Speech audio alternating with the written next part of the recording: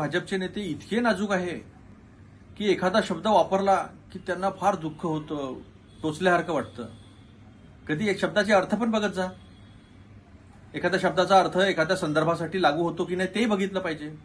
या महाराष्ट्रामध्ये देवेंद्र फडणवीस मुख्यमंत्री झाल्यापासून गेल्या 11 वर्षात एक जात दुसऱ्या जातीच्या विरुद्ध लढताना आपण पाहिली नाही. हिंसक गोष्टी आपण पाहिल्या नाही. मराठा विरुद्ध ओबीसी, व्हीजेएनटी विरुद्ध एनटी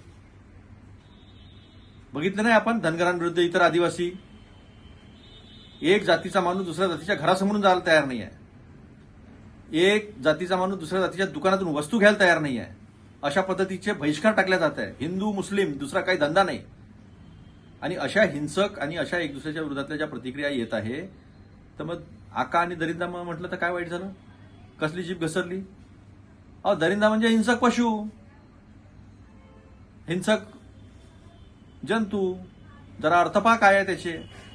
आणि मग हे असं महाराष्ट्रात झालं नाहीये का?